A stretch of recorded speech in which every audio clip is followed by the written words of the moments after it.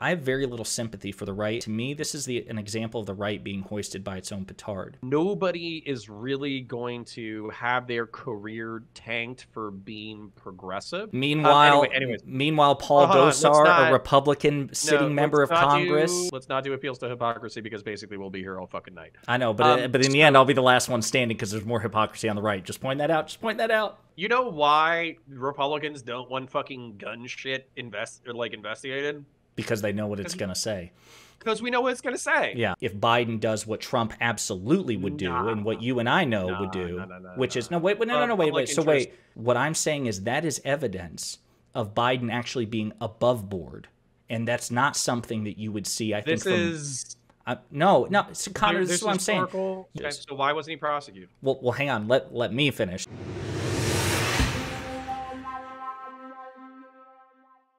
And how do we bring this back to something almost coherent and serious? No, well, I feel we can jump in at this point to the Twitter file stuff, but like, sure. So I actually today I thought I was gonna go in like super fresh, but today I actually took the time to listen to your video, first your delegations video, and then your most recent conversation with Destiny, and. I don't know to what extent like we'll break any new ground, so it's entirely possible again that this could be a 45-minute conversation on the Twitter files or a 5-minute conversation.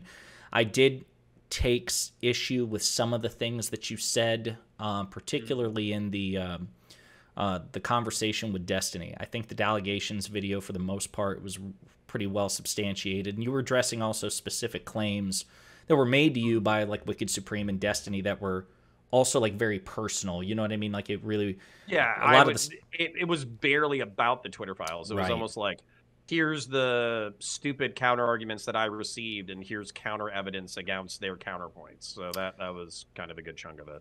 And for the longest time, I didn't know how I felt on the subject because it was the weird thing about the Twitter files is they almost have anybody who's not eagerly or predisposed to take them at face value and their broadest implications.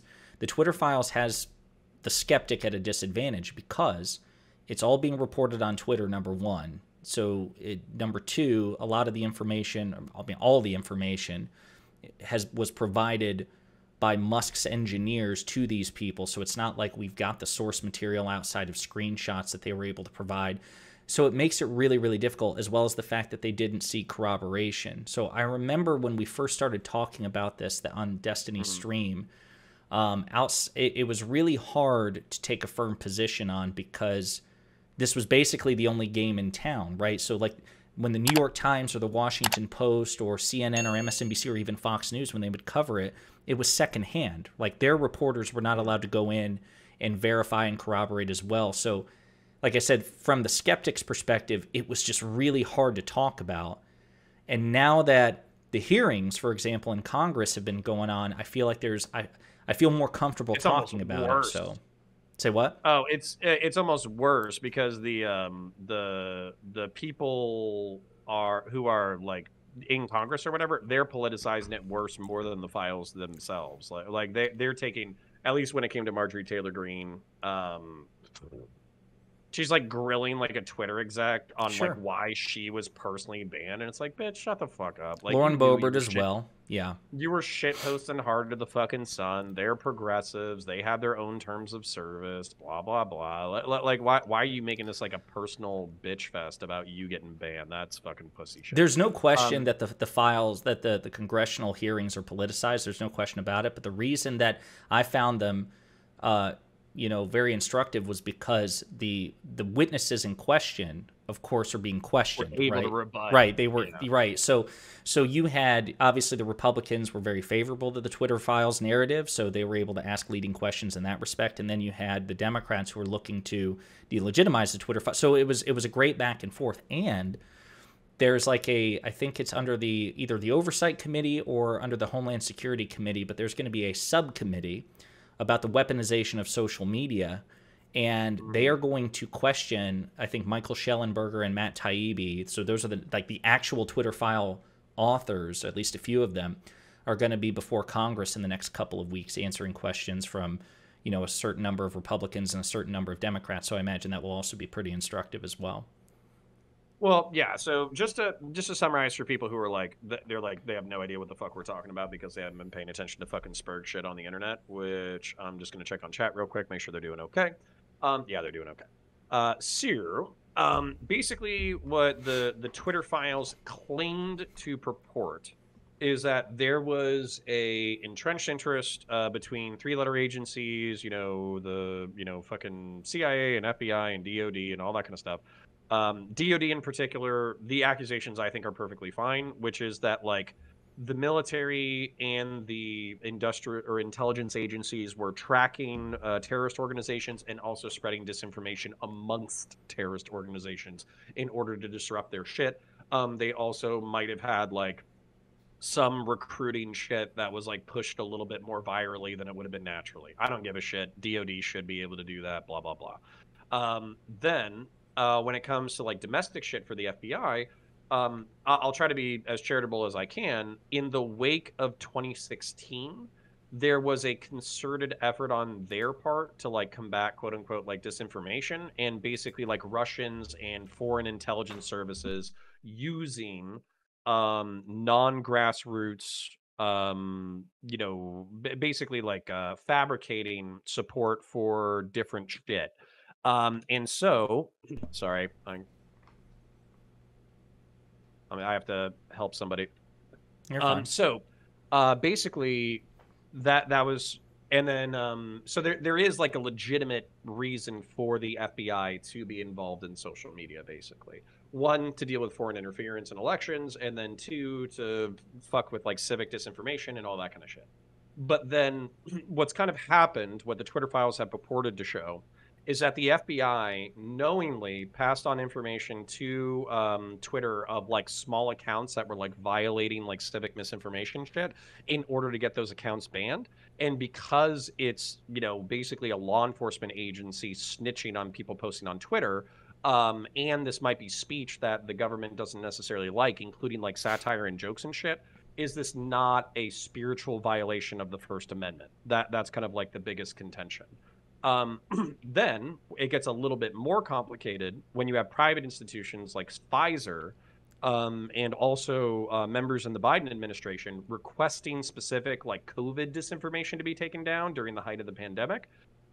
When some of this information, notice my was pertinent to the public discourse. So for instance, there was like a doctor who was like, hey, COVID's bad, but this is going to have like a horrific effect on kids by taking them out of school, and we're going to deal with these externalities, blah, blah, blah. He was basically visually filtered. And then there was another thing where like a Pfizer person requested to take down the article that said that natural immunity was better than the vaccines, which is technically true. But what he said is like, people are going to use that as an excuse to not get the vaccine, and as a result, we're going to cause more fatalities. So even though it's not technically misinformation, it's still going to result in more people killed. Can you please take this down?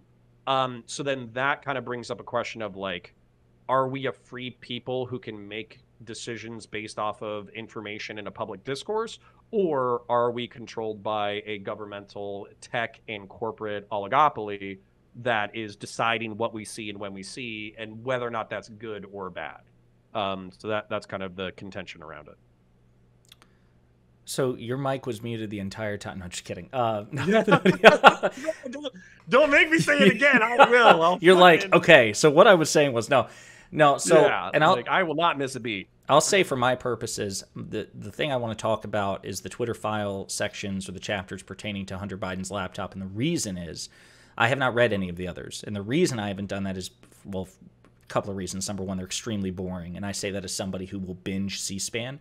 Number two, again, just because of the methodological issues associated with the Twitter files, regardless if you take them at face value, the fact that comments have not been sought, the fact that the information is coming secondhand, and then corroborative reporting like from Washington Post and all these things. So it's just, I'm kind of waiting for more information and hopefully. Can I say that's the second time you said that, and I just have to say this cuts both ways.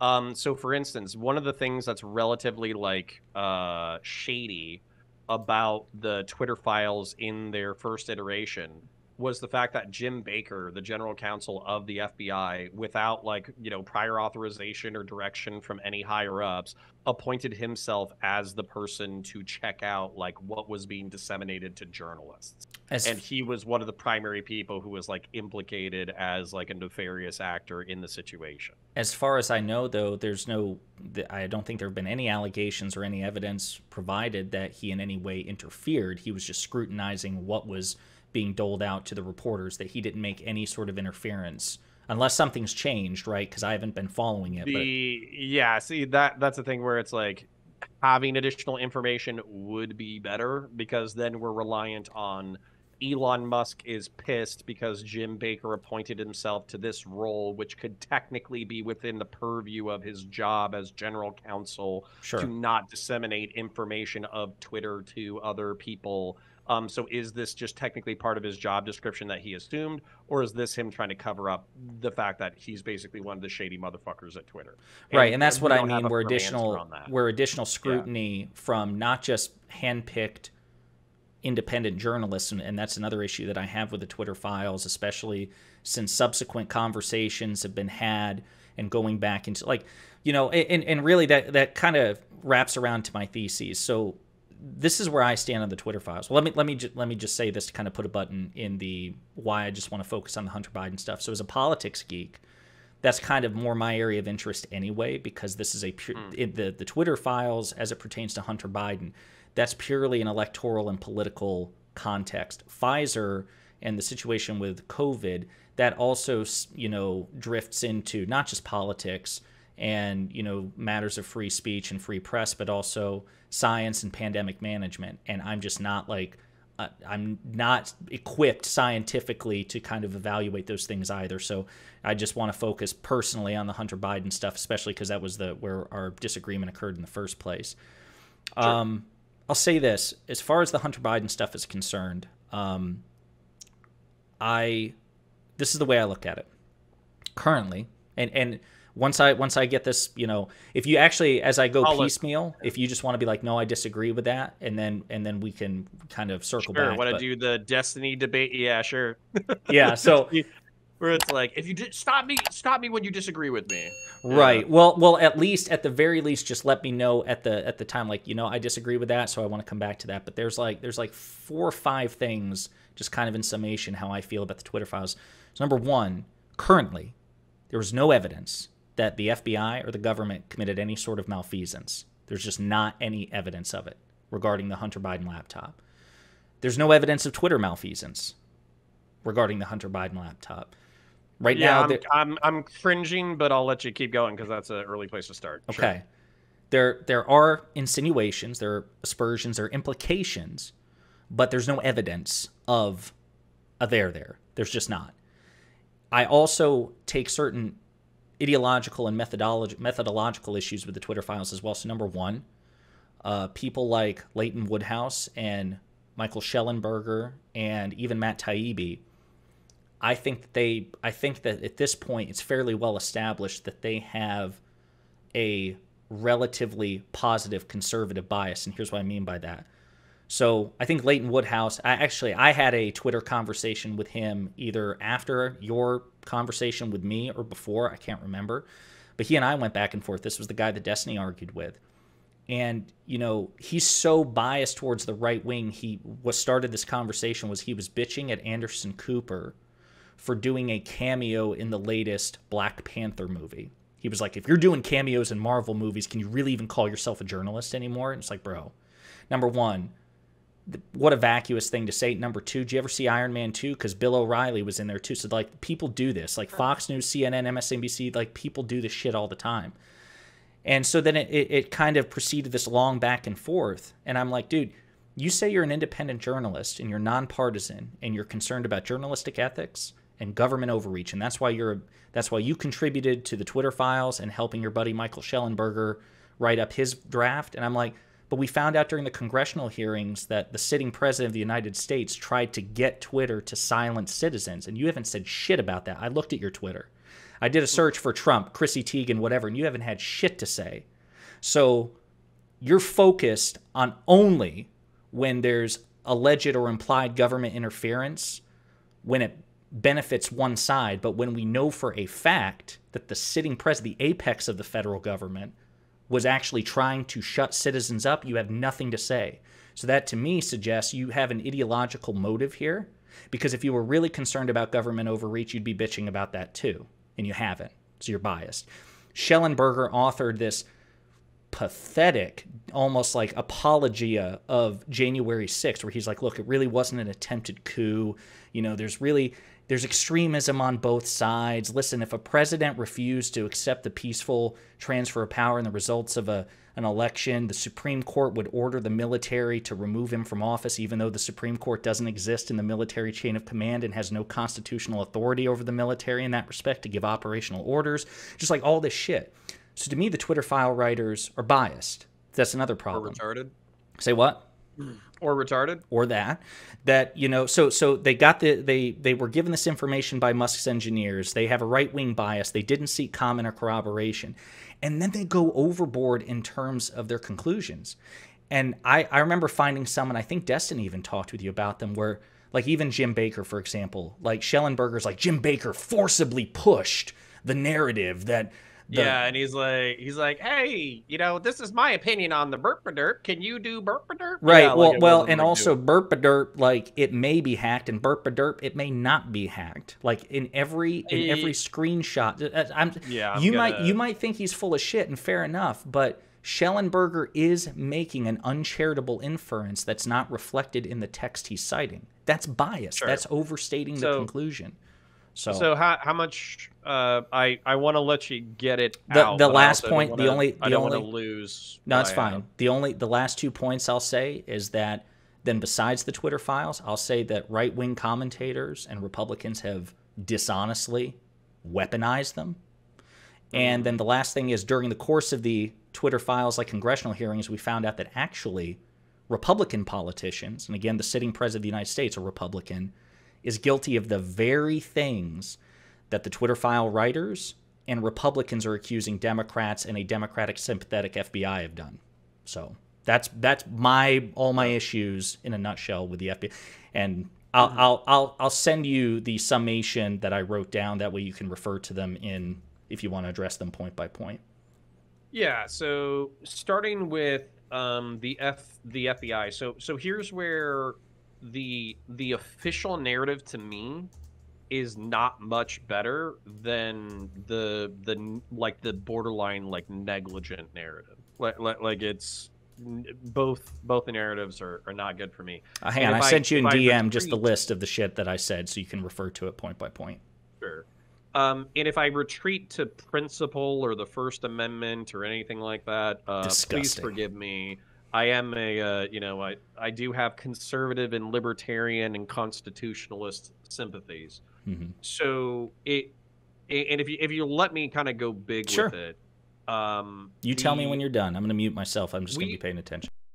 No, and we can go back and forth on some of these points. But basically, like the contention from a libertarian or conservative standpoint is that social media companies have a progressive or left-wing bent. I don't think they're leftist, but I think they're progressive, at minimum Democrat. And these institutions started out liberal. They just did. So when you're talking about like Google, or you're talking about YouTube, or you're talking about Twitter, they started out liberal or libertarian, where they're like, we're going to allow as much free flow of information as possible, through the internet, and we're only going to have like very loose terms of service so people can put out what they want to put out, and we're going to let like the free flow of human creativity go out there. And it seems like through 2016, 2017, 2018, there was a very liberal libertarian push, but with Trump coming into office, it seemed like there was a more progressive push where social media companies tended to take, well, does this cause harm? Or, are these people crypto fascist, or blah, blah, blah, blah, blah, blah. And they would come up with like all these ideological reasons that don't line up with with a liberal libertarian view of speech. It lines up with a progressive view of speech. And you can make an argument for that, but from liberals, libertarians, and conservatives, and people that I'm sympathetic to, it was a bridge too far when it came to speech and public information dissemination and all that kind of stuff. and that just because there's mass shootings or terrorist attacks or violent events or whatever, that doesn't stop the right of the American people to express fucked up viewpoints in public and to be yell at each other and all that kind of shit, which is what social media basically If is. you said that we can go back and forth on this, because I was taking notes, and I think you dropped Sure. like a really good, like a series of well threaded points, like they led into one another. I just want to push back here in just a second. I while you're talking and while as we go on, I'm going to try to reflect on my memory of what social media was like back then too, because honestly, I wasn't on Twitter until the 2020 election, right? I would occasionally glance at it, but I didn't get it, right? So I'm kind of old. Like, there's a Def Leppard poster behind me here, which tells you everything you need to know. And Journey's my favorite band, and I've got a thing above that. So like, I'm very boomer style. Like, I didn't get into Instagram. What about YouTube? YouTube, yes, okay, but YouTube and Facebook. So you were remember the only... that, like, fucking Lauren Southern and Sargon of Akkad and fucking all these people? Oh, you weren't into. So no. So what's interesting is, I didn't know who Lauren Southern was. I didn't know who Sargon of Akkad was, but I did know Jordan Peterson. I did know Ben Shapiro, Steven Crowder, the Daily Wire, and stuff like that, because I went through a phase after President Trump was elected where I was kind of a left-wing contrarian that was kind of standing for right-wingers. I was a steel manner for right-wingers. It's disgusting. The harm I did to my inner circle. Your talents are well appreciated. Oh, it's just, it was, I look back on it with such great shame. It was dirty. Be the alt-right pipeline. Pipeline them to me so I can get them to Jordan Peterson. So anyways, so Jordan Peterson wasn't cringe in 2016 to 2018. And then there were, I'm trying to think of how to phrase this. Just to give you how close our worlds are aligned while you were like skimming the top or whatever, I was down in the mud. You know, Lauren Southern and Destiny and Sargon of Akkad, they've all been interacting since that time frame. And the original video of Jordan Peterson getting yelled at and called a Nazi and all that kind of shit, Lauren Southern shot that video.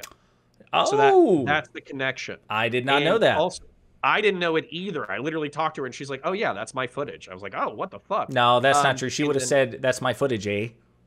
Yeah, well, actually she did. So it's about time. It's about time that you gave me the proper attribution. Dude, whenever I hear somebody say the word bury, I'm like, you fucking Canuck, get the fuck out of here.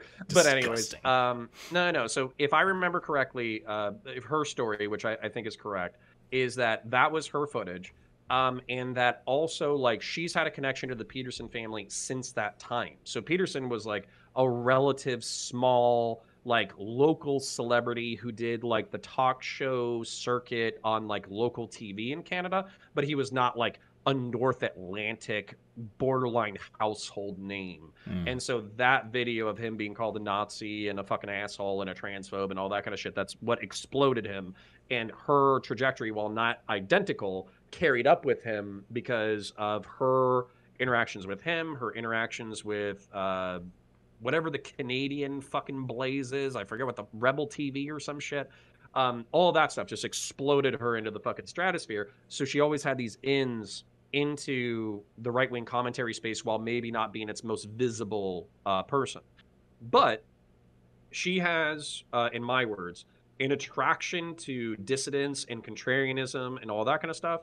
And so as a result, she helped propagate, like, you know, the Great Replacement and Generation Identity, which is like an ethno-nationalist, peaceful, quote unquote, ethno-nationalist organization in Europe. And she did the fucking, you know, boat flares to protest, you know, the ships in the Mediterranean during the mass migration crisis of the 10s, and all that kind of shit. So the point is that she would always go up to the line of ethno-nationalism, or always go up to the line of the distant contrarians, or Unite the Right and Charlottesville and fucking Richard Spencer and all that kind of shit. She would always go there, but then she would retreat from the back. And that seemed to be okay with YouTube at the time. Okay. And then Sargon of Akkad was more left than her, where he was like, well, I'm just a liberal and I'm a capitalist and I think progressivism and leftism has gone too far. Now he's gone like full traditional fucking autist, but whatever. And so at that time, YouTube tolerated that shit.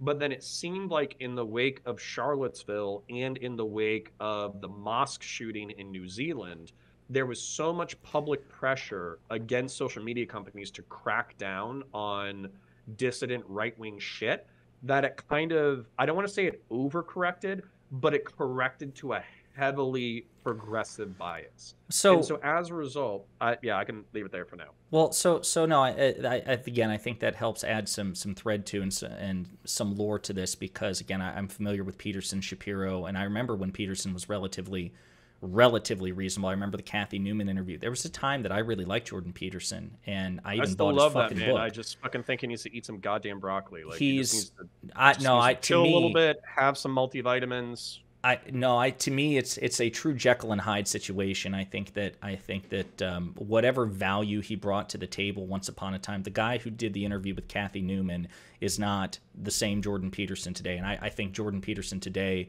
is anti-intellectual. I think he's dangerous in a lot of ways in terms of like he speaks out of his depth with an authority that he doesn't have. So he shit on climate change. His authority for climate change is Bjorn Lomborg, who's like this discredited climate skeptic. His commentary on American politics is shit too. He's always saying that, America's 50-50. It's not. It's not. I hate to remind conservatives this, but they are outnumbered in this country. Not 4-1, but 2/3 of America recruiting Hispanics. Yeah. So but like shit like that. Like he speaks out of his depth. But getting back to like the broader points that you were making about the transition of social media, I'll just say this. And I think I brought this up in my conversation with you with Destiny and everybody. I hear what you're saying, but to be quite candid, I have very little sympathy for the right in this regard because to me this is an example of the right being hoisted by its own petard. Because for decades, the right in this country, not even decades is being charitable, longer than that. Decades, the right has been the party of laissez-faire capitalism and deregulating companies. Let them do whatever they want. If they want to bake a cake for a straight couple and not a gay couple, that's fine. If they want to enforce terms of service, if they want to rip... I'm already seeing where you're going. If they want, I want you to finish it so I can make a counter. If they want to rip the Dixie Chicks off the airwaves because the Dixie Chicks criticized President Bush, that's cool. Now I feel like you guys are feeling the heat of a situation you largely created. Yes, elements of the Democratic Party also contributed to the erosion of antitrust law, but this was mostly an issue with the right. You're feeling the heat. You realize that censorship and the sector is a two-edged sword, and so it's kind of funny to me. Go ahead. Okay, so I have a funny thing. So I think that was a perfectly reasonable thing to say 4 years ago. So when the right wing, because we've always appealed to the market, we've always appealed to entrepreneurship, we've always appealed to, oh, well, let the market solve all our problems and blah, blah, blah, and deregulate. And then what I think's happened, this is within the past 2 to 3 years, is that we realize that the market has incentives that go against conservatives, and conservatives at this point are dissidents in the country. When it comes to social media, it seems like the financial incentives are aligned with progressivism, where nobody is really going to have their career tanked for being progressive. Like they'll get shit talked on the internet or whatever, but they're not going to lose their contracts unless you're Colin Kaepernick, which Kathy Griffin. No, she was effectively canceled by every meaningful definition. Well, when you stand with the president's severed head and all that kind of shit. Meanwhile, Paul Gosar, a Republican sitting member of Congress, he's not canceled. Let's not do appeals to hypocrisy because basically we'll be here all fucking night. I know, but in the end, I'll be the last one standing because there's more hypocrisy on the right. Just point that out. Okay, we'll put a bit in that. So the point, but what I'm really trying to cut at is that those arguments worked on the right 4 years ago. But what the right realized is like, oh well, when you create a shittier Twitter doesn't like all of a sudden like migrate to the shittier Twitter. And on top of that, you're leaving. Could you rephrase it? I'm sorry. I don't understand that. Could you restate that? When the Truth Social, when you create a shittier Twitter, oh, gotcha. The volume and advertisers do not follow you to the new platform. Sure. So most moderates stay there. Dude, I haven't been banned. I think I got like a hate crime report from Germany like once, and that's because like Germany is uber cucked.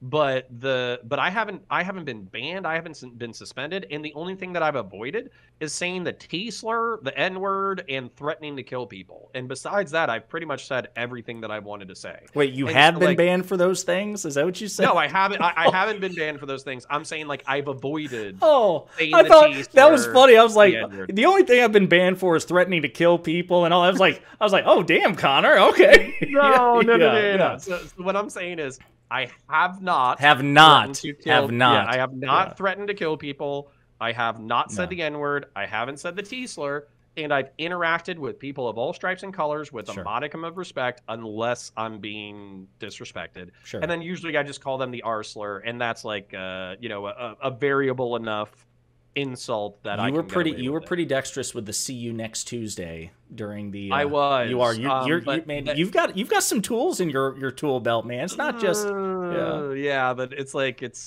I'm not my best when I'm fucking spurred out. Fair. But anyways, like I can dexterously use profanity, but whether or not I should be is a different question. You're almost like the Rosetta Stone. Like there should be like a Rosetta Stone Counterpoints edition where it's just pure profanity. And like again, you're in the tweed jacket and you've got the monocle on, and you're going into the various. Do it. Yeah. Quick side meme. So if you go on, I have a Native American friend, Samantha Banana. She's my booker for Heated Hippie. So if you haven't gotten onto Heated Hippie yet, blame her. She keeps fucking. Never mind. Anyways, she keeps booking like bigger names, and I keep asking her to get like people who are up and comers. But point being that I was trying to look up Native American slurs to call her, and I basically I go to Google and I start looking up like Native American slurs. And like the first like 20 results on Google are like, this is why you shouldn't use this term because it's offensive to Native Americans. Like literally like the top 20 results. And I'm like, this sucks. I'm going to Bing. So I go to Bing, and the first result is like the rsdb.org, which is the racial slur database. Oh wow. So now it's your homepage is what you're getting at. Yeah. So good. Yeah, so basically, I found some Native American slurs pretty quickly. Friendship with you sounds so rewarding. You're like, listen, so she's a friend, so the first thing I did was I went to Google to find out what ethnic slur I could use. Well, she was being a fucking asshole, so, it's not my And just when asshole won't work, yeah. Yeah, I gotta look it up. I got you. So, anyways, so the point being, that basically I think this free market shit doesn't really fly anymore. And when you mean it doesn't fly, I'm sorry, real quick. When you mean it doesn't fly, I'd just like some clarity there. In right-wing circles, it doesn't fly You mean anymore. that they have come to accept that okay. We know that there's market incentives that are against conservatism. We know that progressives probably won't pay a financial cost. We know that there is a wave for progressive values to be threaded into commercial media. And if you do even like pretty milquetoast conservative shit, you run the risk of not being able to put your advertisement on, or being demonetized, and other people choosing not to advertise on your platform because you're advertising pseudo-conservative propaganda. Well, okay. So I'll take that at face value, but to me that's almost like half of an epiphany, because it's almost like, are you saying that the epiphany is? It's not that conservatives have realized that actually the market has always been something that can be exploited by the dominant cultural power. That to me is a genuine and more accurate epiphany, because once upon a time it was them. But now you make it sound like actually, no, the free market always worked until it stopped working for them. And now to me. Yes, it always worked until it didn't work for us. Yes, true. See, this is why I got to keep Destiny away from you. It's why you're not going to pull him right. No, but kidding aside, okay. I mean, I know I'm not talking to you because I know you get that. But you said that this is the right-wing consensus.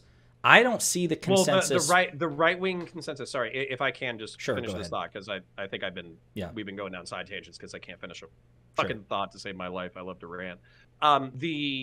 Basically what they're realizing is like, unless we have a fucking billionaire come bail us out who is sympathetic to the right, like unless we have Elon Musk come bail us out, then we're fucked. So what that like from a rhetorical standpoint, the Overton window will just shift left, shift left, shift left. And so, unless conservatives, who I think boomers would say, well, this is the market working, Elon Musk, fucking bought Twitter and now it's better than ever because I can say the N word. Basically, I think a lot of younger right wingers are realizing, like, hey, if we want to be able to say relatively peaceful but controversial things, then we need we need this legislated. Like we need some level of like speech protection for unpopular speech, which just happens to be conservative at this point. Right. So so we're not reliant on Elon Musk. And I understand that, and I would certainly agree from a conservative perspective that that is the case. Now, I think that's why they always talk about Section 230. Right, and I think I think taking a broader view, though, to me, it's like that's where I go back to the hoist the petard thing. I understand that that might not accrue much sympathy among conservatives now, but to me, it's still the case that the market has never worked the way the conservatives said it did. It's always been a flawed instrument, like every other instrument, including government. It's not been this invisible, omniscient... but if I just concede that you're right now, then what? Because, so for instance, like if I concede that like dissident speech or whatever, the market is not sufficient in order to protect unpopular speech in public, now what?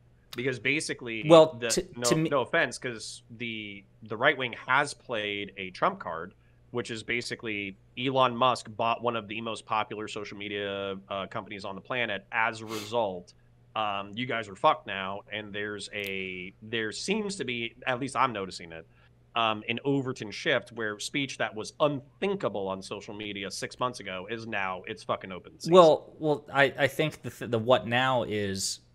Number one, I don't know how much of a trump card it's going to be in the long term because right now Twitter is not doing well from a financial perspective. Number one. Number two, it's still like it's a fraction of the size of Instagram and Facebook. So to me, it's not. I see what you're saying right now. I agree with you. It's at least in the short term, it's a terrain which has become more favorable to either dissident speech, trolls, right wingers, whatever, however you want to group that particular demographic. But I can tell you, like, if you look at my Twitter feed, at no point have you ever will you find a tweet from me where I bitch about Elon Musk other than if Elon Musk does something that he says he wasn't going to do. So, like, for example, Elon Musk, I recognize Elon Musk has the right to kick anybody off Twitter for any reason or no reason whatsoever. Completely understand that. The only time I complain about Elon Musk in that respect is when he'll say he's a free speech absolutist or that he's not going to ban the account that's tracking his plane. He's dropped that shit. Right, no, I understand. He basically realized how fucked he is. Right, so other than that, I'm one of the lefties who has just like, this is the way it is. He has the right to do it, and so I don't like clutch my pearls. So when you say what's next, to me, the what's next is actually the potential that we're seeing in Congress right now, because now you do have Republicans who are finally on board with Democrats, or at least some Democrats, in wanting to either re-examine 230, recontextualize 230, repeal 230, and kind of restore a certain degree of government regulation and antitrust. So that's the what's next. To me, though, in order for it to be honest, it's like if I'm the representative of the left and you're the representative of the right, I have to say, Connor, yeah, Twitter until recently has had a clear leftist bias in terms of its terms of service. You're feeling the pinch for that. And then I would want you as the conservative to say, you know what, Josiah, that I appreciate you saying that. And the truth is, now we know that the free market has never worked the way that we thought it did. It was just working in our favor. So now that you've made your concession and I've made my concession, now we can move forward at least in the same general direction in terms of... Right. Yeah, so then that would be my honest to God thing if I could just like talk to conservatives for fucking 30 seconds would be like, hey, this didn't work unless, oh my God, a fucking dude threw me off the side of the mountain. You had it coming. So he was a good and proud lefty. Yeah, he's a Nurgle cultist, so yeah, probably. So basically, I would appeal to Republicans right now and say, hey, the only reason why we had our bacon saved rhetorically, and you don't see this just like, gradual shift left from the Overton window, is because we had a billionaire fucking bail us out. That's why. So unless you want to rely on the the benefactors of billionaires. Yeah, the Who, by largesse the of the way, ultra rich. Yeah. yeah, who, by the way, like they're not always going to side with us, by the way, because like immigration, multiculturalism, Well, and even globalism, the the Twitter global perspective, market. even Elon Musk as an example, that was him taking over Twitter. I think the vast majority of the consensus is that that was an irrational move from a fiduciary Oh, perspective. it was horrible. So It, you not only dude, he took needed like a he bought it for 44 billion. It right, wasn't making profit already, right, and then on top of that, half the fucking advertisers dipped out right. because they were scared of fucking trolls So turning it into not what it only did is it now. require the Yeah. largesse of a billionaire, it required the largesse of a particularly irrational billionaire who had an ideological motive. So yeah, to your point, now there's room to move forward together. But just like how the right wants the left to acknowledge Oh, that, hey, there was a progressive bent, it wasn't neutral terrain for us.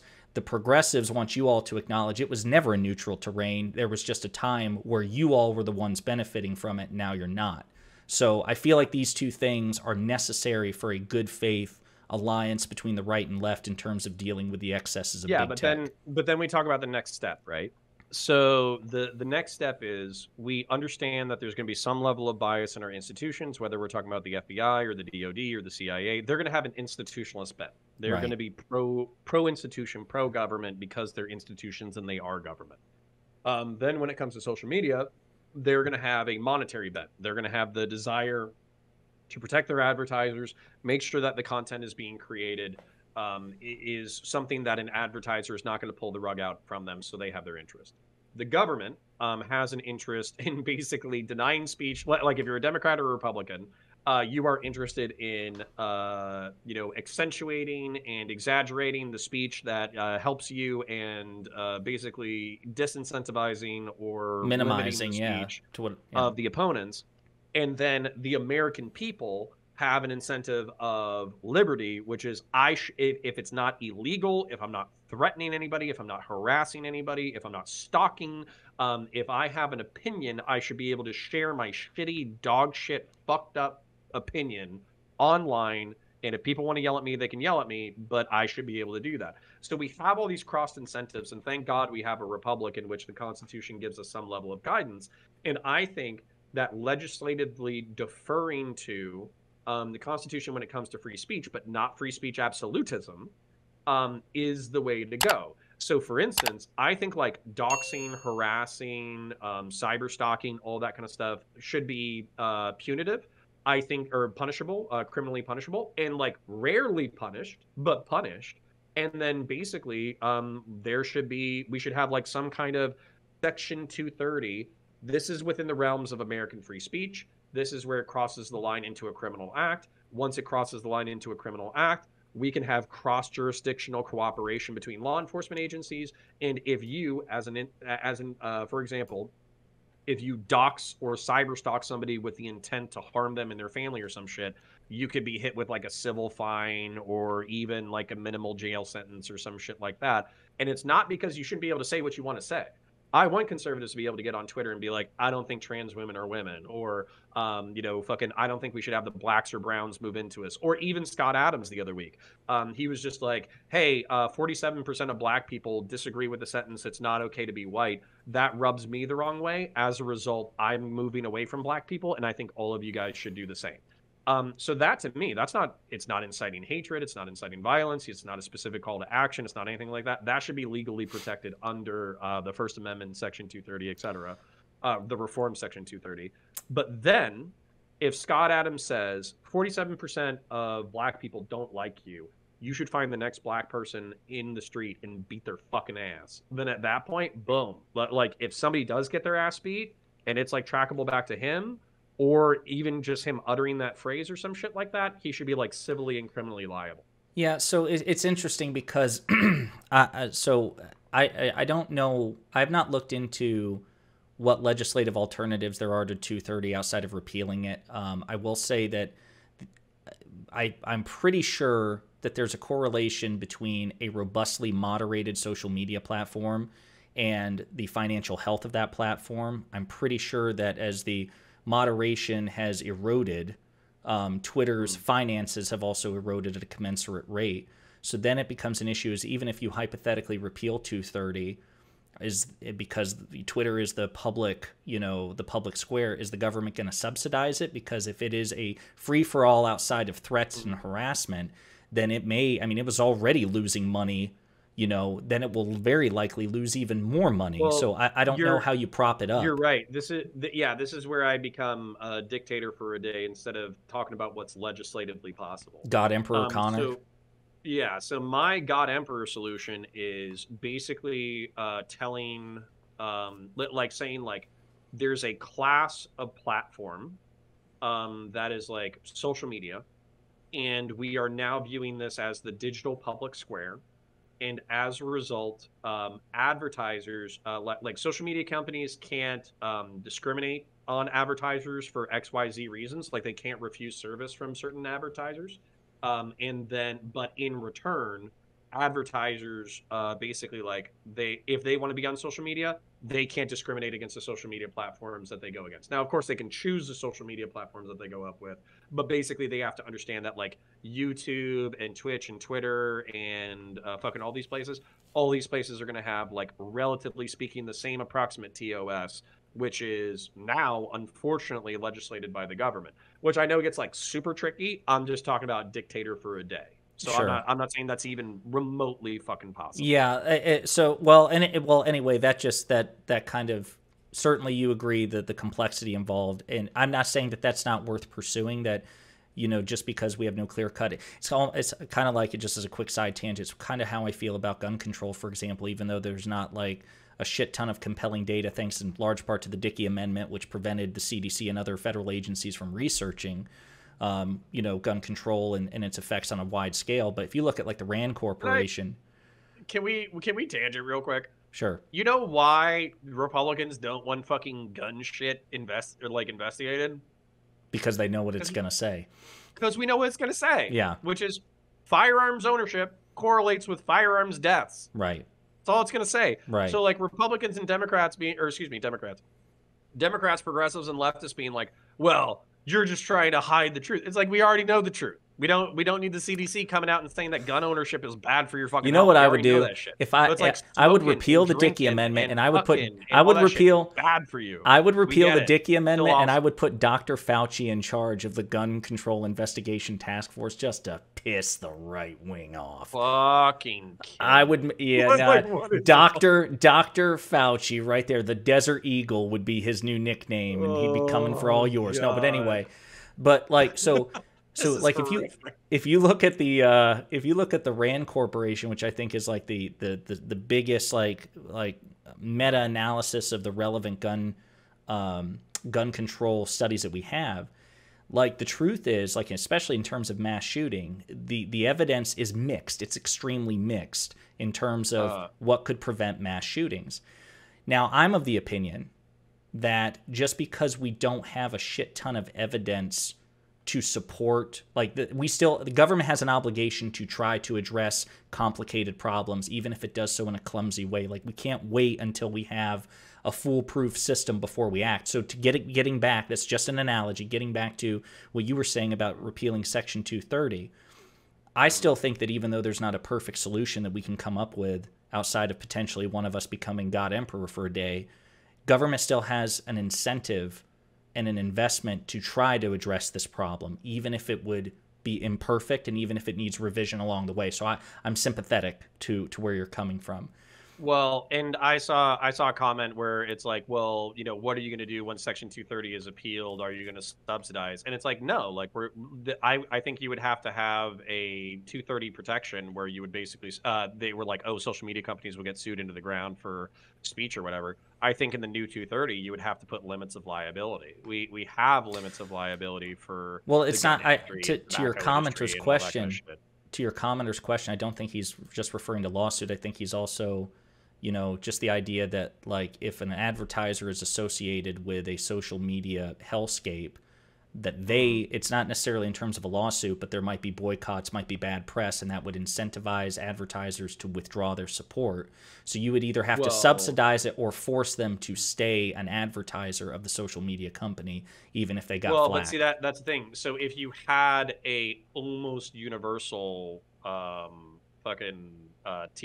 where you said like advertisers can't withdraw from social media companies that they ideologically whatever, they have to have like a certain level of contracts, etc.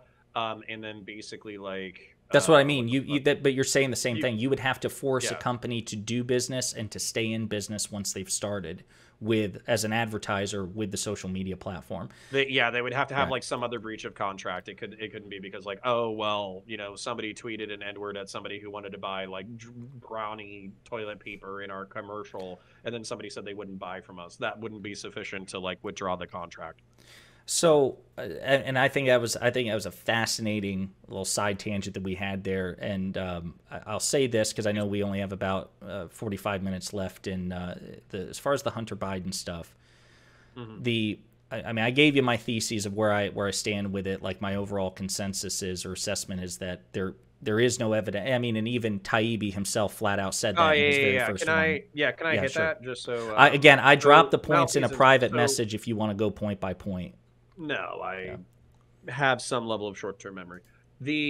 So basically the reason why, if you want to say no malfeasance, it borders incompetence because I feel like the incompetent narrative isn't that much better. So if I started the incompetent narrative, it's the FBI receives a laptop from the computer store. They don't know whether or not it's verified. Instead of investigating it, a supervisor, this is corroborated by the delegations, I hope you remember, a supervisor at the FBI says, this is too hot to handle 1 year out from the election. We got blamed for 2016 going to Trump. As a result, we're not touching it. This is too hot to handle. So they fucking bury it. So they bury it, and they don't tell anybody else about it, whoever was in that section. Then, unrelated, the person who is appointed to Twitter happens to be the former employee of the guy who said that he was never going to let Trump get elected. And the person who is his liaison at Twitter is the co-worker of the guy who said that he was never going to let Trump get elected. And they war game the Hunter Biden story dropping for a year, ignorant of the fact that the FBI has the Hunter Biden laptop. They wargame that for a year because there's a January hackabarisma, which is a plausible reason to believe that the October surprise is going to be about Hunter. So they wargame it for a year completely innocently. And then a week before the Hunter Biden story drops, they have a one-on-one meeting without any civilian employees at Twitter present besides the former employee of the FBI. And then when the story drops, the one of two people, like a few civilian employees, are saying like, hey, this doesn't fit the hacked policy. I don't think it fits. It's a weird fit, blah, blah, blah. The person who's pushing it like, well, we think it's probably hacked materials, maybe this, that, the other. I think in order to be safe, we have to do X, Y, Z. That person is the former employee of the FBI. And then all of this comes to light, not because it was disclosed to us, not because it was transparent, not because it was a transparent system, but because a multi-fucking billionaire decides to buy the company and then disclose all these fucking records. So that's not that much better of a story to me than malicious intent. So a couple of things. I think that incompetence, to whatever, I mean, personally, I do weigh incompetence less heavily than malice. I think malice is always worse than incompetence because I do think intent matters. But is it still bad? Well, sure, but number one, I would say Twitter's already admitted to incompetence in the fact that they said not only did they make the wrong decision, but they handled how they went about the wrong decision in the wrong way. So that's an admission. Twitter has flat out said basically they were incompetent on the matter. So I don't think that that's contestable. I wouldn't contest that. But the other thing is, so just a couple of things.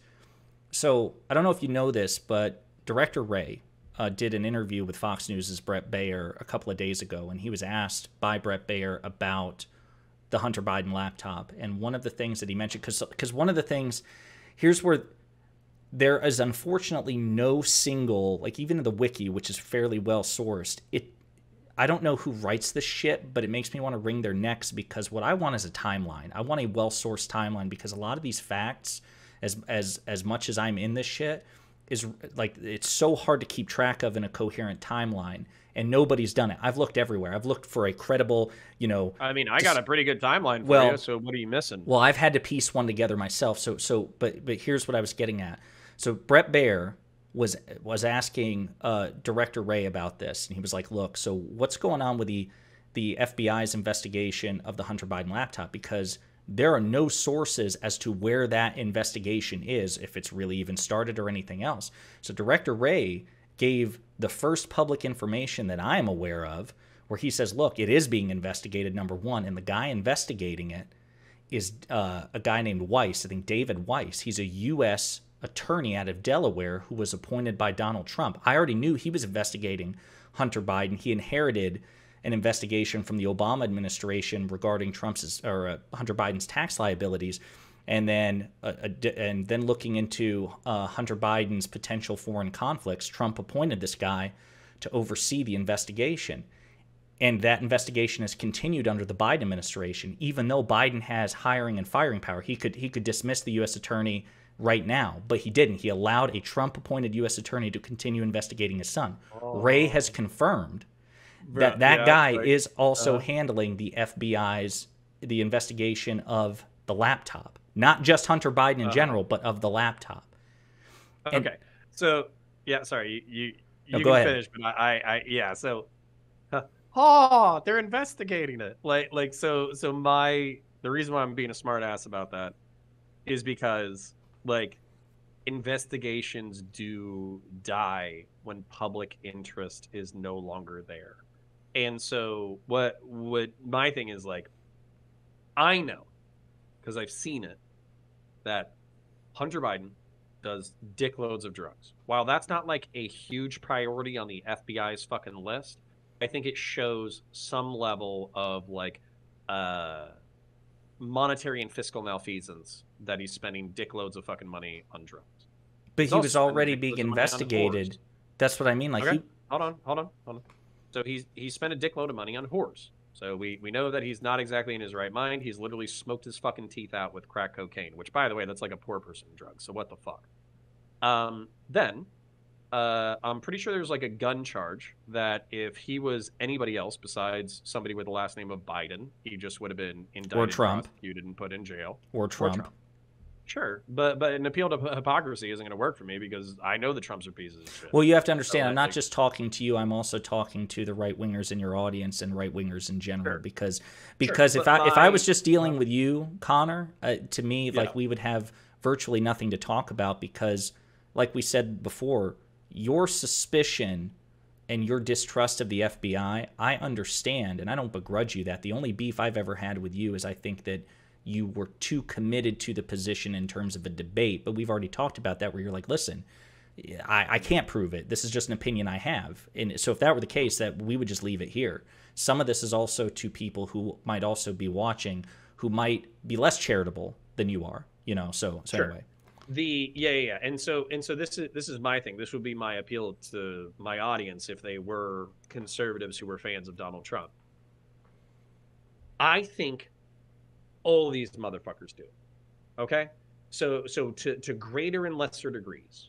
So I think that Washington and the Beltway is a nepotistic system, and because nepotism is not illegal in our system, basically what happens is mommy and daddy get nice elected jobs and become congressmen and senators and all that kind of bullshit. They trade on IPOs in order to enrich their family. They get their kids cushy jobs at Google and Twitter and the Rand Corporation and the Cato Institute and all these fucking think tanks and jerk off fucking places. And some of these kids are fucking smart, so some of them deserve to be there, right? Some of them paid attention in class, they got good grades and all that kind of shit. Some of them are probably hardworking. They work their fucking asses off. They take their job seriously and all that kind of shit. And they don't do drugs. They don't bang whores, which, by the way, if you want to do drugs and bang whores, that's fine. But don't be soliciting bribes using your family's name while you're banging whores and doing drugs, and then leave the evidence of your crimes in the possession of a random asshole in a different fucking state who doesn't give a shit about you. And indulge me this rant just a little bit more. Some of this is criminal and some of this isn't. And unfortunately, I think this cuts both ways, because when I talk to Lauren or whatever, she's like, cocaine is a conservative drug. And I'm like, motherfucker, like, so you're basically telling me that the people who you're rubbing fucking elbows with and shit are fucking doing hard drugs, meanwhile they're fucking laughing at all the blacks. Sounds like they're rubbing noses. Right, exactly. So basically, you know, we have an upper class that is overpaid, maybe properly qualified, not totally immune to criminal prosecution, but as long as they don't get caught, it doesn't really matter. Nepotism gets them their connections into the fucking front door of every major corporation in the country. And then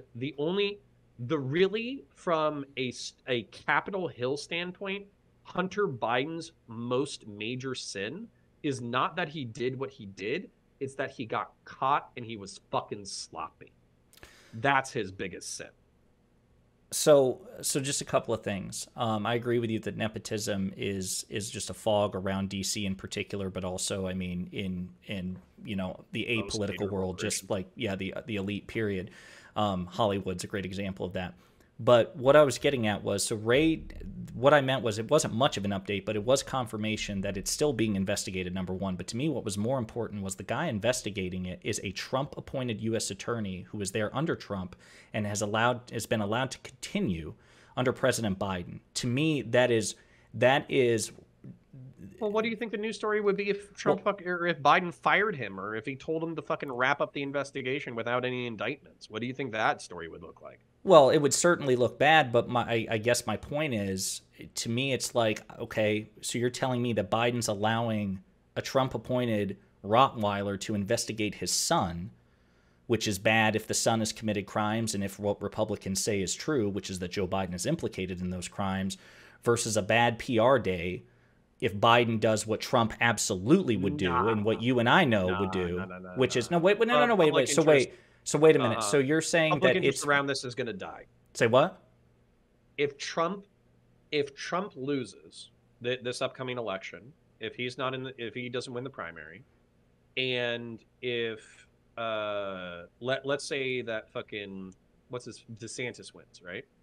If DeSantis likes fucking rubbing elbows and fucking being a fancy DC fucking person and all that kind of shit, and he's not like a maverick firebrand or whatever, he just as likely would let the investigation die. Public interest is not going to be there. I number one, not only do I have no evidence to support that, I think there's evidence to the contrary, given that Republicans haven't let it die for years. Right? This has gone on for years. This has happened under Trump. It's happened under Biden. Hunter Biden is a thing that Republicans are trying to hang not only around the neck of Joe Biden, but also the Democratic Party writ large. So I just don't buy that. It's actually surprising to me that the fucking Democratic Party hasn't cast him off. That's fucking surprising. Right. So I don't buy that, number one. But number two, I also don't buy that the president exercising a hiring and firing prerogative, because yes, it would look bad to conservatives, but he could also make the case like, why the hell would I let somebody as corrupt and toxic as Trump appoint a person to investigate my son when we could do a nonpartisan version of when certainly Trump himself wouldn't do the same thing. Can you imagine? Would Trump allow an Obama-era U.S. attorney to investigate Ivanka? No, of course not. No, right. So what I mean is, like you know, in my fucking video, like I know not everybody. I know, but I said the reason why you don't see me shitting. I understand that. Hunter Biden I understand that, but that's not why I brought it up. That's not why I brought it up. What I brought up was if Biden has two choices. Let Trump's stooge investigate my son, or fire Trump's stooge, which I have the right to do. And you're saying he would not fire the guy because it would be bad PR. But if Biden's guilty, that's way worse, is allowing a Trump-appointed person to investigate him. So the lesser of two evils would be to fire the guy. The only reason that it would make sense for Biden to not fire... much more black pill than you. Yeah, sorry, go ahead. Yeah, we fundamentally disagree. I think that the only real rational reason for Biden to allow a Trump-appointed U.S. attorney to investigate his son is because, number one, he's confident that, Hunter is not guilty of... It's not going to result in indictment? Which could be one of two reasons, either because he and Hunter are both guilty of sin and for whatever reason a Trump-appointed U.S. attorney would not recommend charges, unlikely, or because Biden's confident that there's nothing there. But regardless, what I'm saying is that is evidence of Biden actually being above board, and that's not something that you would see, I think, no, Connor, this is what I'm saying. You can still have your... You don't know what I'm going to say next, though. Okay. So there was this thing in Rome, and it was called the apotheosis of the emperor. And it's basically the belief that when the emperor of Rome dies, he becomes a new god to be worshipped and venerated and kept in the fucking halls of the Roman gods and shit. And despite Rome having some of the biggest pieces of shit in human history, who fucking like murdered and fucked and stabbed everybody in the back and slaughtered their guards or got slaughtered by their guards and all that kind of shit, no emperor denied the apotheosis of the previous emperor in all of Rome's history. And the reason why they didn't deny the apotheosis of the previous emperor is because they didn't want somebody to do it to them. And so for me, the reason why the Hunter Biden story and the Hunter Biden investigation is going to die without indictments is the same reason why fucking Mueller came up with like 15 different examples of where what was it? Fucking Donald J. Trump committed obstructed justice. Yes. 10 fucking times or 14 fucking times, but then failed to recommend prosecution. It's because if he chooses to recommend prosecution for a sitting fucking president or a formerly sitting fucking president, he's opening the door for the republic to start prosecuting its highest members of society. Right. And not only that, final point, not only that, but basically it seems like the Republicans are tenacious enough that that is a political strategy that they would be willing to pursue, where if the Democrats recommend prosecution and try to fucking go after Donald on fucking obstruction, then the fucking next sitting Republican president might be willing to go after Hunter Biden and his family, or Nancy Pelosi and their family, and all that kind of shit. So once you open up that Pandora's box, all this shit starts coming out, and that is an untenable fucking situation. I don't follow, because I don't think the Mueller thing is analogous at all, because it was investigated. Trump, unlike, so like the Mueller investigation, the Hunter Biden investigation. Wait a minute. Did Trump commit crimes? There was at least evidence that he did, but he didn't recommend charges. Okay, so why wasn't he prosecuted? Well, hang on. Let me finish. So we have two investigations that we're considering: Mueller and Hunter Biden. The Mueller investigation was allowed to continue, and the conclusions were allowed to be publicly made available, and there was concluded evidence of wrongdoing, and Donald Trump attempted to interfere multiple times, at least according to Mueller. Now, on the flip side, Hunter Biden has been investigated multiple times. Joe Biden has allowed that investigation to continue, and there's no evidence that he attempted to interfere. So they're already disanalogous, and the investigation isn't over. Now, if the investigation... Why would he interfere if he knew that we're going to keep rubbing shoulders? If the investigation concludes, and they're like, yeah, we've got evidence that Hunter Biden and Joe Biden probably committed crimes, but we're not going to recommend charging a sitting president, then you will have a point. But we're not there yet, so I don't think you have I don't a think point. they're going to. I understand that, but you're not an oracle, and neither you're not an oracle, and neither am I. So we can only go based. No, but I don't think Joe is that sloppy. I think that Hunter will be on his own when it comes to fucking soliciting bribes. I don't think Joe would have meeting minutes that said, met with Hunter today, discussed soliciting bribes from Chinese billionaires. Right. It may very well be that whereas Trump was guilty, 2401 checking account. I understand that. It may very well be that Joe Biden committed crimes and was simply. This is what I'm saying. Where it's like it's to me, it's like this is where it does feel like conspiracism. It feels like we're indulging in like there's. I don't feel like there is a satisfactory... Can I highlight facts? Because you're saying that it's not satisfactory that, like... Well, no, what I mean is you're already writing a narrative that no matter what the outcome is, you're just not going to trust it. If there's no... I will be happy to eat crow. Let me tell you how I would eat crow. I would be happy to eat crow if within the next 5 years... I'll pay you $100, okay? I'm not a rich man, but I will find $100. I want one of your homes that you'll eventually get. Okay, sweet. Yeah. Although I do have brothers, so I have to split the kingdom, so to speak. So the basically, I will bet you $100. You don't have to agree to the bet. I will just pay you out of the sake of like charity and fun and shit talking. If Hunter Biden is indicted for any crime, drug possession, the gun charge, bribery, extortion, improper fucking money handling, money laundering, being late on his fucking taxes. If he does anything besides pay a civil suit, like a civil fine, I will pay you $100. Okay. In the next half decade. If Okay. that happens, I'll pay you $100. And likewise, I will take the bet. So, but again, to me, to me, that's the. I don't think anybody is contesting Hunter Biden himself, right? The Republicans are using Hunter Biden to get at Joe, number one. So they've overplayed their hand, at least based on the evidence now. He's already been investigated. Yeah, but they can smear him. They don't need to result in a conviction of Joe. Well, they can just smear him publicly. Let me wind it back, because I know that I hope you don't have to go in 15 minutes, but you may end up having to. But like, so I do. A couple of things. So the laptop, again, we're looking at the facts as they are before us, not predicting what may very well be the case. And based on the facts before us, the laptop is being investigated and is being overseen by a Republican Trump appointee investigating the president's son. That is evidence to me. I'm saying that doesn't impress me at all. I understand, but I feel like that's where I mean, if we're going to make predictions, my prediction is nothing will impress you in this regard.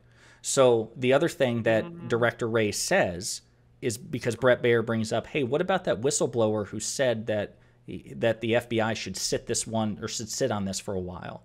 Director Wray said he has no evidence that anybody forestalled the investigation of Hunter Biden's laptop for any sort of political advantage. And I know that probably no evidence, but we wouldn't have the evidence. I understand that, but what we've see, this is my point. At the end of the day, I think I'm not trying to whatever color pill persuade evidence? you on this. Okay, but so for instance, just think for a second. What evidence would the FBI leave behind that would show that the FBI investigation the FBI investigation into Hunter Biden was forestalled? It could be text messages. It could be emails. And before you say who would do that, again, I'll cite you Peter Strzok. I'll cite you not Carter Page, but Lisa Page. I'll cite you the recent Fox files where text messages busted them as knowing, that the 2020 election bullshit was lies. What do you think is the probability that we would receive those text messages, or any judiciary or any court would subpoena the cell phone records of FBI investigators related to this? It happened in the Mueller investigation. That's how we got the text messages from Carter. Because Trump's violations were so egregious. But this is why this is what I'm saying, Connor. So what I just gave you was an example of actually something of an investigation that you found analogous, because you were the one who referenced the Mueller report 5 or 10 or 15 minutes ago. And in that very example, we have career, professional, highly intelligent FBI agents making stupid, bold statements and having a record of it. I'm telling you, who I would trust? Yeah, I'll just tell you who I would trust. I would trust the information being made public and up for review by journalists across the political spectrum. The way that you were saying that you don't trust Twitter in order to disclose the information that would, potentially be vindicating for the Twitter employees and for the FBI and all that kind of shit, it's probably all slanted propaganda. And on top of that, it's people who are sympathetic to their cause, so they're coloring the information as horribly as possible. Rather than a senator or congressional investigation that says, oh yeah, it's bad, but it's not bad enough to indict anybody. And rather than the FBI saying, oh yeah, it's bad, but it's not bad enough to indict anybody, I would trust the records being hit Biden's financials, and then basically Biden FBI has produced his financials. He disclosed his financials, unlike Hunter.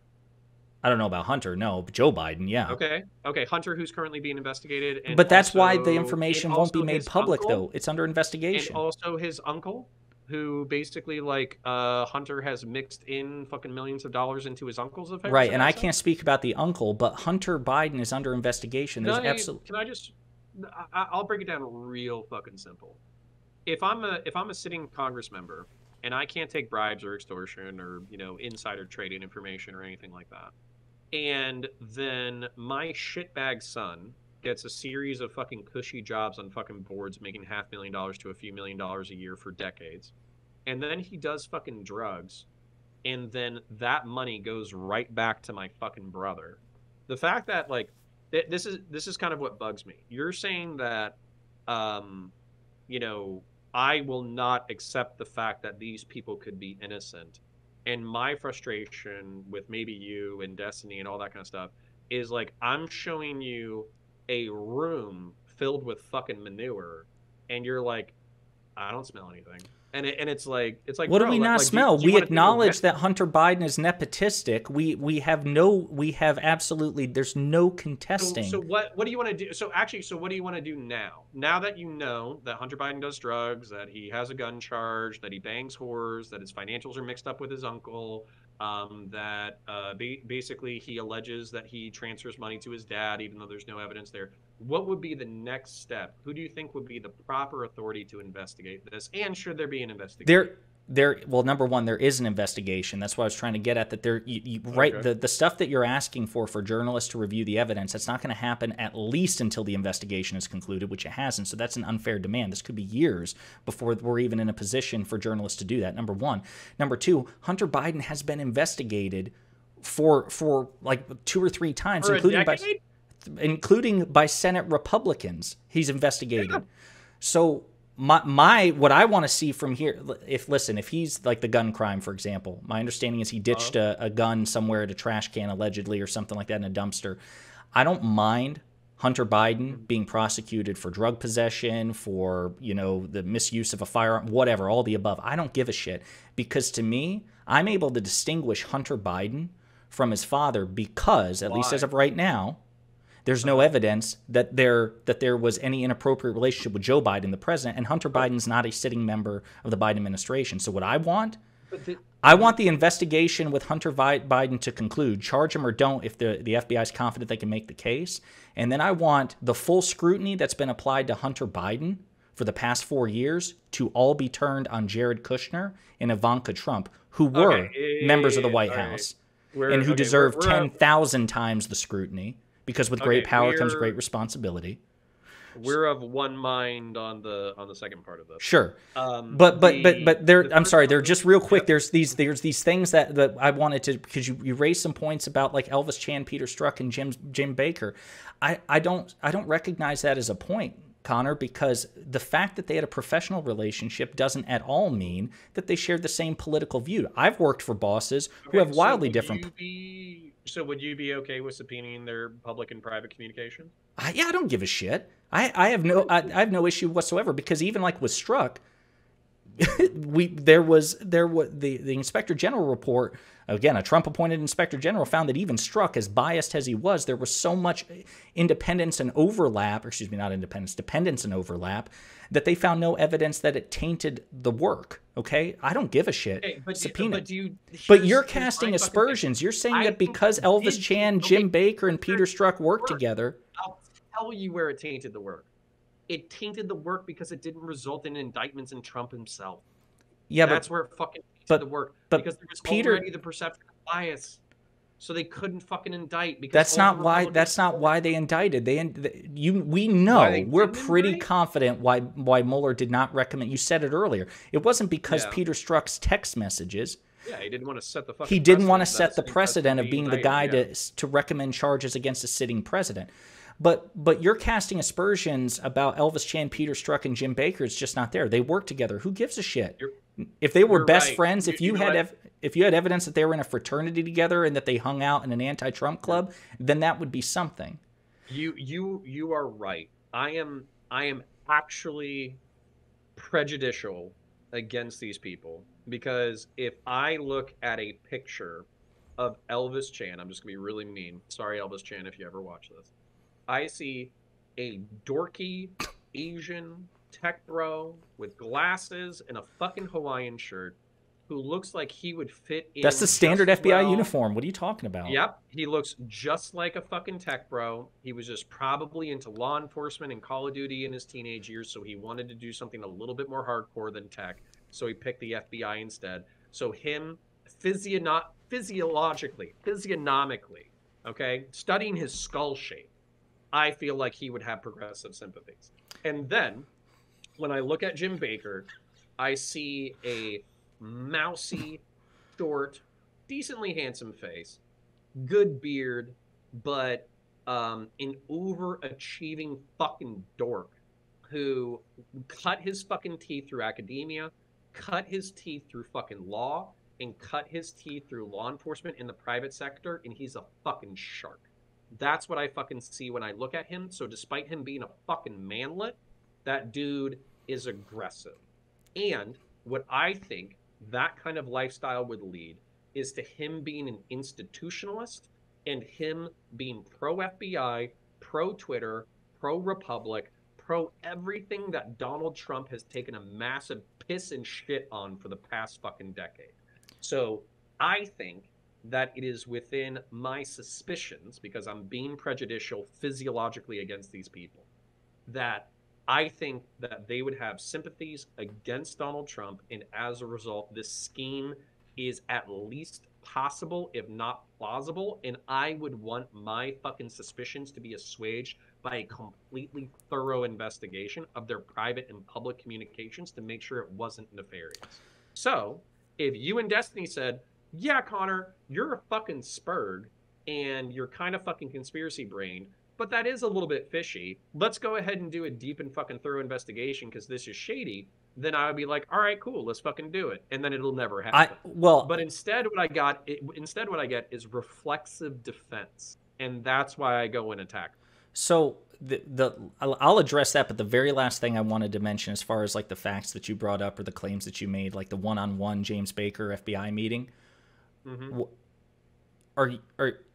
I don't think that's there again. So if you look at the email that Schellenberger produced, in that email, James Baker is going to be meeting with Lauren Demelo or Donnelly or something like that, Elvis Chan's boss, and Elvis Chan. Okay, so it was actually a 2v1 meeting.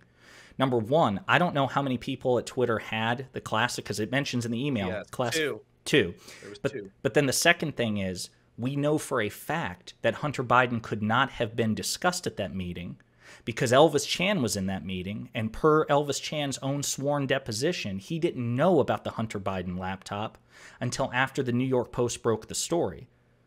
This meeting between Baker, Demelo, and Chan occurred before that. So the only way that's true is if he's lying under oath. Yeah. I am of the opinion that people who work in counterintelligence might lie sometimes. I'm of that opinion. Okay. So, yeah. Well, I took my best shot at it, but there were some fact checks I wanted to do there. Listen, if you're still I don't even want to say suspicious, but highly suspicious, I guess. I mean, I can't change your mind on that, but I just don't think the evidence is there. I think it's even less than what you thought. I understand it's more than what I thought, but I never thought that I would get what I got. So I'm actually happy that I got what I got. Sue, I think, for the sake of our conversations, I would like to put in the Twitter files pending new evidence, just because I don't want to circle the boat on like this nuances. That I'd rather talk to you about Marvel, so my fucking door is open. No, yeah, definitely. Hey, you. Thanks for watching. If you liked the video, and I hope that you did, please hit the like and subscribe buttons below. And if you absolutely hated the video, the best revenge for you is also to hit the like and subscribe buttons below. That'll teach me. If you want to share an opinion or share some feedback, go ahead and leave a comment, all right? 2023 is a year of change, hence the aggressive rebrand and commitment to new content. Inspired by my friends Luke Beasley and STV Philly, my personal goal for this channel is to hit 40,000 subscribers by the end of the year. So I'm hoping you'll do me a solid by spreading the word and the videos to potential fans and hate watchers alike. And in the meantime, we'll be pondering politics again with you very soon.